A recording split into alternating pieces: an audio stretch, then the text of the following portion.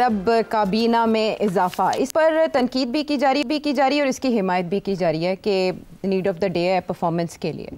और तनकीद यूँ कि एक साल में आपने कौन सा तीर मार लिया जो आपने ये वज़रा मुमलिकत और मुशीरान का इजाफा किया। सिर्फ सब क्या कॉन्टेक्स्ट है इसका? आपको याद होगा मैंने कहा था कि कैबिनेट को कोई तब्दीली होने वाली है जी। मगर मेरा तजिया में एक खामी रह गई थी। मैंने कहा था कि शायद टेक्नोक्रेट्स को जगह दी जाएगी। उस वक़्त मेरी चिड़िया की खबर ये थी कि एस्टैब्लिशमेंट खुश नहीं है कारकर्दगी से जी। और कारकर्दगी जिससे वो खुश नहीं है वो यही है कि आपने कुछ सियासी लोग रखे हुए हैं जो टेक्निकल भी कुछ नहीं कर रहे और सियासी भी कुछ नहीं कर रहे। उनकी टेक्निकल कारकर्दगी के ऊपर भी सवालिया निशान है और उनकी जो सियासत है वहाँ भी कोई ख़ास इमदाद इस्टेब्लिशमेंट की नहीं हो रही या गवर्नमेंट की नहीं हो रही, तो क्यों उनको साथ लिया हुआ? तो उसमें ये एक सोच थी कि 4-5 लोग जो हैं जो सियासी लोग हैं अब मगर टेक्निकल पोजीशन पे उनको फारग किया जाए जी। और कोई टेक्निकल, ताकि कम से कम टेक्निकल परफॉर्मेंस तो बेहतर हो। तो बातें तो बहुत कर रही है ना ये गवर्नमेंट, फॉरेन इन्वेस्टमेंट आ जाएगी, कुछ नहीं हुआ ठीक। और भी मैं बात 4-5 चीज़ें कह सकता हूँ आपको जिसमें कोई ख़ास प्रोग्रेस नहीं है, बातें हैं। तो एस्टैब्लिशमेंट का ये मौका था कि यार तो ये जो लोग इसको हेड कर रहे हैं उनको फारग करो, इनकी अब ज़रूरत नहीं है, वो तो हमारी हेल्प भी नहीं कर रहे सियासी तौर पर। अच्छा। और तनकीद ये थी कि एक तरफ तो आपकी टेक्निकल कैपेबिलिटीज उसके ऊपर भी इशू बना हुआ है, दूसरा ये कि आप लोग सियासी तौर पे भी बेल आउट नहीं कर रहे, अपने आप को डिफेंड भी नहीं कर सकते और सारी गाली हमें पड़ रही है। तो ये 2 चीज़ें चल रही थी। उसमें एक मौक़िफ़ ये था कि टेक्निकल लोग ले आए, बाकी तो ठीक है चलता रहेगा। मेरा ख्याल है हुआ ये है कि शहबाज शरीफ साहब ने, नवाज शरीफ साहब ने, पीपल्स पार्टी ने मिल के एस्टैब्लिशमेंट को ये कहा है कि ये रास्ता नहीं है, टेक्नोक्रेट्स तो हम ले आएंगे जो जिसको कहेंगे हम लगा देंगे। मगर अगर पीटीआई को पॉलिटिकली टैकल करना है तो हमें अपने लोग कैबिनेट के अंदर लाने पड़ेंगे, उनको ओहदे देने पड़ेंगे ताकि वो उनकी मोटिवेशन हो, फिर वो जाएंगे आवाम को समझाने के लिए। ऐसे लोगों को बाहर बैठा के और कहना जाओ जाके हमारा कोई बयानिया लेके जाओ, उनको कोई सुनता नहीं उसकी बात। अच्छा। उनको आप कुछ पावर देंगे तो फिर वो पावर भी इस्तेमाल करेंगे, कुछ खरीदो फरोख्त करेंगे, कुछ ये करेंगे, कुछ वो करेंगे, तो कुछ डेंट डाल सकते हैं पीटीआई के अंदर, अपने वोटों को बाहर निकाल सकते हैं। अच्छा। तो मेरा ख्याल है ये प्रिवेल अब हो गई ये बात, ये बात मान ली गई है कि टेक्नोक्रेट्स तो जब भी आप चाहें लगा सकते हैं, जिसको कहेंगे हम लगा देंगे, वो तो इशू नहीं है। हमें इजाज़त दें हम और लोगों को कैबिनेट के अंदर लेके आए, सियासी लोगों को, उनको पेट्रनेज की, खिलाने पिलाने की, यही होता है ना, और क्या होता है, लोगों के काम करने होते हैं। और तो पॉलिटिक्स है कुछ नहीं ना, लोगों के काम करने हैं, आपने वोट लेना है, लोगों को दूसरे से हटाना है। तो इन लोगों को बीच में लाएंगे तो ये बाहर निकलेंगे ना, जब ये बाहर निकलेंगे एक झंडे की गाड़ी में जाएंगे आएंगे, लोग आगे पीछे होंगे, लोगों की सिफारिशें सुनेंगे, फिर आगे काम करवाएंगे उनके। तो मेरा ख्याल है ये फ़लसफ़ा प्रिवेल कर गया अब। तो इसलिए अब ये इतनी लंबी चौड़ी कैबिनेट एक्सपेंशन हो गई है। और आपने देखा इसमें मेरा ख्याल है एक आध भी उस टेक्नोक्रेट नहीं है, सारे ही पॉलिटिशियंस हैं। और उसमें मुस्तफ़ा कमाल साहब को देख रहे हैं, चलें वो भी इत्तेहाद का हिस्सा है ऑब्वियसली कराची, लेकिन पीपल्स पार्टी नहीं। हाँ, Peoples Party wants to stay out ना। पीपल्स पार्टी ने तो आपने देखा है ना कि जरदारी साहब का ये मौक़िफ़ है, मेरा ख्याल है उनका ये मौक़िफ़ क्या उनका ये ख्याल है, सियासी तज्ज़िया उनका ये कि ये गवर्नमेंट जो है ना ये बड़ी बदनाम हो रही है, हमें इनसे दूर रहना चाहिए। अच्छा। उनको सिर्फ कुछ चीज़ें चाहिए पंजाब हुकूमत से, और उनका वही गिला है। अभी वो यहाँ लाहौर आए हुए थे, गवर्नर हाउस में थे, वहाँ सारे पीपल पार्टी वाले ने जाकर रोना धोना किया, मरियम हमारी बात नहीं सुनती, हमें कुछ मिलता नहीं। तो उन्होंने आगे से क्या जवाब दिया, क्योंकि आपकी बात सही है मगर थोड़ा सब्र करो, उसकी वजह यह कि आहिस्ता आहिस्ता काम होंगे, अभी ठहर जाओ। अब उससे मुराद क्या, ठहर जाओ, कब काम करवाएंगे? मैं आपको लिख के दे देता हूँ ये कब इनके काम होने शुरू हो जाएंगे, अगले 2 महीने में। वो क्यों, बजट से पहले? जी। हाँ, जरदारी साहब जो धमकी देते हैं ना, उनकी पिछले साल भी यही धमकी थी कि अगर बजट पास कराना है तो मेरे काम करो। वो एक ऐसा वक्त होता है जहाँ प्रेसिडेंट साहब की स्पीच भी होती है और वोट भी चाहिए होता है और फेडरल गवर्नमेंट को। अच्छा। और उस वक्त अगर ये ना दें तो फेडरल गवर्नमेंट की काम पे टांगनी शुरू हो जाती है। अच्छा। तो मेरा ख्याल है उन्होंने यही कहा है कि ठहर जाओ, बजट आ रहे हैं, मैं फिर हाथ दिखाऊंगा, फिर मैं टाइट कराऊंगा। उन्होंने पिछले साल भी ऐसे किया था और इस साल भी वो यही करेंगे। फिर देखिएगा उनके दरवाजे यहाँ पंजाब में भी इधर उधर भी खुलने शुरू हो जाएंगे, क्योंकि उन्होंने कंप्लेंट मरियम के आगे नहीं करना, उन्होंने शहबाज के आगे नहीं करना, उन्होंने कहीं और कंप्लेंट करना। ठीक है। फिर आप समझिएगा। हाँ ठीक है, चले 2 महीने का टाइम जरदारी साहब ने कुछ सोच समझ के ही दिया है, और वही राइट टाइम होगा जब लोहा गर्म होगा, चोट लगाई जा सकती है। हाँ, लेकिन लोहा कहीं और भी गर्म है, और वो है क्रिकेट का मैदान। नहीं के आपको क्या हो गया? आप क्या होता था, तुम लेके आती है घूम फिर के वहीं। असल में मामला बहुत नाजुक है। नहीं, ये तो है। तनकीद का बाजार गर्म है, और इतना गर्म है कि आपने भी ट्वीट किया और आपने बताया कि अवाम इस वक्त सख्त बरहम क्यों हैं और मेरिट पे हैं। लेकिन आकिब जावेद साहब तो दिफा करते दिखाई दे रहे हैं। वो कह रहे हैं कि आपके पास अगर ऑप्शन होता तो आप कौन सी टीम बनाते? अभी भी हमने बेस्ट प्लेयर्स रखे हुए हैं। दूसरी तरफ रेजिग्नेशन मांग लिया है बानी पीटीआई ने भी मोहसिन नकवी साहब का, और JUIFA ने भी उनसे इस्तीफे का मुतालबा कर दिया। यही होता है हर शिकस्त के बाद। तो क्या ये जेन्युइन मुतालिबात है, मेरिट के ऊपर है कि इस तरह की चीज़ें करने से प्रॉब्लम सॉल्व हो जाएंगी जो पाकिस्तानी टीम के साथ है, क्रिकेट के साथ है? देन देखिए मेरी बात सुनिए, मैंने जो अपना ट्वीट किया ना, मैंने उस चीज़ के ऊपर फोकस किया है जो रियल इशू है। रियल इशू ये नहीं है कि आकिब जावेद ने सिलेक्शन ठीक नहीं की। एक बंदा इधर एक बंदा उधर ही हो जाता है ना, उसके साथ वो विनिंग कॉम्बिनेशन नहीं बनता।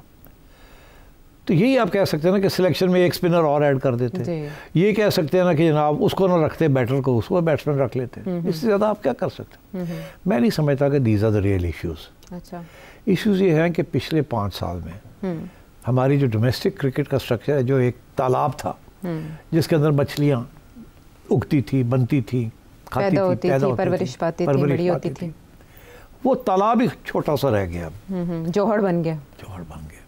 और ये 1902 खान साहब की एक सोच थी कि जितनी थोड़ी टीम्स होंगी उतनी क्वालिटी मिलेगी। ये नहीं देखा कि हमारे यहाँ क्वांटिटी जो है उसमें से क्वालिटी निकलती है, क्योंकि हमारी क्वांटिटी में से तो फिर कुछ 3-4 लोग निकल आते हैं हर साल।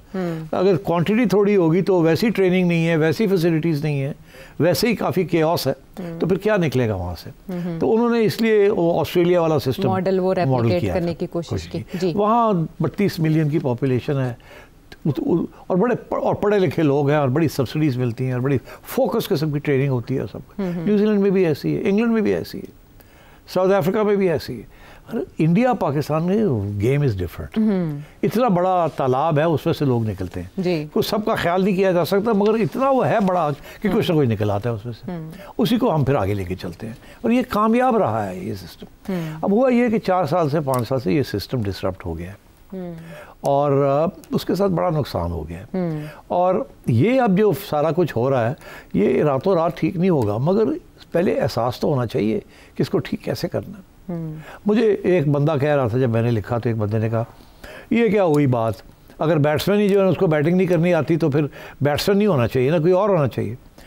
वो तो सही बात है, मगर कहाँ से लाएंगे आप, और कौन से हैं आपके पास, किधर हैं वो, कहाँ है वो? मैं आपको एक बड़ी इंटरेस्टिंग खबर सुनाऊँ। 2013 में मैं PCB में गया, ठीक, वहाँ चीफ सिलेक्टर साहब, पहले से एक सिलेक्शन कमेटी बनी हुई थी। मैंने वही सुना हुआ था कि जी पाकिस्तान के अंदर बड़ा टैलेंट है, बड़ा टैलेंट है, बड़ा टैलेंट है, मगर क्या कोई वजह है कि वो टैलेंट बाहर नहीं आ रहा या उसको रोक दिया जाता है? तो सिलेक्शन कमेटी को मैंने बुलाया, मैं नया था वो, तो मैंने उनसे पूछा कि अच्छा जी सिलेक्शन हो गई है? उन्होंने कहा हाँ जी, आपके आने से पहले हमने बना ली थी, तो इस बस आपके अब सिग्नेचर्स चाहिए। मैंने कहा हाँ, क्योंकि मैं दखल नहीं देना चाह रहा था। मैंने कहा ठीक है, टॉप लोग थे उस सिलेक्शन कमेटी में। तो जो चीफ सिलेक्टर था, बातों बातों में मैंने यही बात कह दी, अच्छा, कि जी सब बड़ा टैलेंट है। तो उससे कहा सिटी साहब क्या बात कर रहे हैं आप, कोई टैलेंट वैलेंट नहीं है, टैलेंट ख़त्म होता जा रहा है। मैं तो I was in a state of shock. सारी उम्र हम यही सुनते आए थे, बड़ा टैलेंट है, मगर हमारे खामियाँ हैं सिस्टम के अंदर। उसने कहा सर जी टैलेंट कितने जे, बस आप समझें कि we are the rock bottom हम। मगर बात यह है टैलेंट तो फिर भी था, मगर रॉ टैलेंट को क्या करें? एक डायमंड निकलता है जब आशा जी, तो उसको चिप करके बनाया जाता है ना, कटिंग होती है प्रॉपर उसकी डायमंड। हमारे यहाँ डायमंड्स हैं मगर तराशे नहीं जाते, सिस्टम उस तरह से नहीं काम करता। तो जब मगर पहले ये था कि इतने डायमंड निकल आते थे कि उसमें से 2-3 ठीक निकल आते थे, ठीक। अब ये है कि वो सिस्टम ही इतना श्रिंक हो चुका है कि उसमें से निकलता ही कुछ नहीं है। एक आध निकलता है और इंजर हो गया, जैसे वो बच्चा जो है वो इंजर हो गया तो फर्क हो गए। तो आप फौरी तौर पे क्या करें, सर्जरी करें या नहीं? ये मैं देख रहा हूँ आज जो हेडलाइंस थी कि जी कोई कहता है जी टीम का टोटल ओवरऑल कर दें। ओवरऑल टीम का टोटल ओवरऑल कहाँ से लाएंगे लोग? और कौन से लोग हैं जो बैठे हुए जिनको मौका नहीं मिल रहा? आयशा कहेगी ये एक लड़के का नाम ले लेगी, ठीक है। जब आप उसके स्टेटिस्टिक्स देखेंगे तो मैं नजम सेठी कहेगा यार डेटा ही नहीं उसको सपोर्ट करता, आप तो प्रेजुडिस्ड हैं, ठीक है। तो ये टीम के ओवरऑल से क्या मिलेगा आपको? ये तो हर दफा जो नया चेयरमैन आता है वो कहना मैं टीम ने ओवरऑल कर दिया, सेलेक्टर्स को ओवरऑल कर दूं, ठीक। ये सिर्फ पार्ट ऑफ द प्रॉब्लम है। प्रॉब्लम इससे गहरा है, थोड़ी सी लॉन्ग टर्म सोचना पड़ेगा जी। तो पहली बात तो ये है कि वो कहते हैं जी कि हमारी बैटिंग बॉलिंग फील्डिंग कमज़ोर है, तो क्या आप बटन दबाने के साथ आपकी बैटिंग ठीक हो जाएगी? बटन दबाने के साथ आपकी फील्डिंग ठीक हो जाएगी? नहीं। पॉलिटिक्स भी है टीम में, क्यों पहले क्यों नहीं थी, अब क्यों है? ये भी तो पूछना चाहिए ना जी। जब हमारे 10 साल पहले कौन सी पॉलिटिक्स थी क्रिकेट टीम के अंदर? छोटी मोटी होती है राइवलरीज, मगर team was the team, that is why it was winning matches. अब क्यों इतनी पॉलिटिक्स हो गई है? ठीक, मैनेजमेंट की कमजोरी है ना, प्लेयर पावर डेवलप हो रहा है, क्यों आपने अलाउ किया? आपकी पॉलिसीज ठीक नहीं है जिसकी वजह से ये सब कुछ हो रहा है। तो मेरा ख्याल है हमें ज़रा थोड़ा सा गौर करना चाहिए मैनेजमेंट के ऊपर भी। अच्छा, ये मैनेजमेंट जो है ना, अगर वो ठीक नहीं होगी तो यही हाल होगा आपका। मीटिंग्स तो हो रही हैं, पता नहीं आउटकम क्या होता है। मीटिंग्स छोड़ें यार, छोड़ें। और कुछ फैसले भी सुनाए के होने वाले हैं, और फिर वही ऑर्डर चेंज किया जाएगा बैटिंग का। अब हमें कहा जा रहा है कि प्राइम मिनिस्टर साहब नोटिस लेंगे, ये होगा। हाँ जी, सब ये कहते हैं ओवरऑल ओवरऑल ओवरऑल ओवरऑल कर दो। सो बात ये है कि अच्छा, ये सिलेक्शन कमेटी की पावर भी चेयरमैन के पास होती है और कैप्टन बनाने की पावर भी चेयरमैन के पास होती है। इस पे भी तनकीद की जा रही है कि ये कैसे स्वाबदीद है। देखिए, जब भी टीम हारती है ना तो 2 लोगों को टारगेट किया जाता है, मीडिया जी, एक सिलेक्टर को, कैप्टन को कोई कुछ नहीं कहता जी, और एक चेयरमैन को।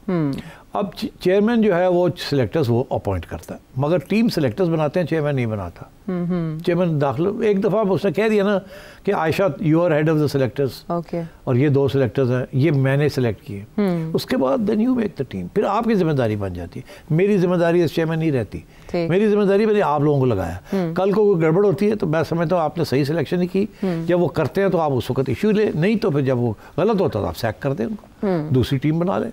मगर कैप्टन जो है वो चेयरमैन लगाता है, चेयरमैन मशावरत करता है सबसे, जो मेन स्टेक होल्डर्स होते हैं, उसके बाद वो कैप्टन लगाता है। कभी उसका फैसला ठीक निकलता है, कभी उसका फैसला ठीक नहीं निकलता। तो हर चेयरमैन जो है is not fully knowledgeable about everything. और जितने यहाँ क्रिकेटर्स हैं ना, सबका अपने अपनी राय है, सब बड़े स्ट्रांगली फील करते हैं अबाउट देयर पोजीशन, इसलिए इट इज़ वेरी डिफिकल्ट। अगर आप जितने ज़्यादा एडवाइजर्स रखेंगे उतनी ज़्यादा एडवाइस मिलेगी। ये आपको एक फीलिंग होनी चाहिए, एक ग्रास्प होना चाहिए, and the chairman should have a grasp over everything, experience होना चाहिए। अच्छा। ताकि वो फैसला कर सके विदाउट ऑल दिस एडवाइस। मैं आपको बताऊँ, हर रोज़ आप ट्विटर देख लें, ट्विटर जितने हर बंदा अपनी एडवाइस दे रहा है। कोई कहता है ओनू काट दे, ओनू रख लो, कोई कहता है ओनू काट दे, सारे ही लगे हुए, उसको निकाल दो, उसको रख लो, उसको निकाल। I think the issue is far more serious than that. We need to rebuild this team, and उसके लिए बड़ी सीरियस किस्म की मैनेजमेंट की आपको ज़रूरत है।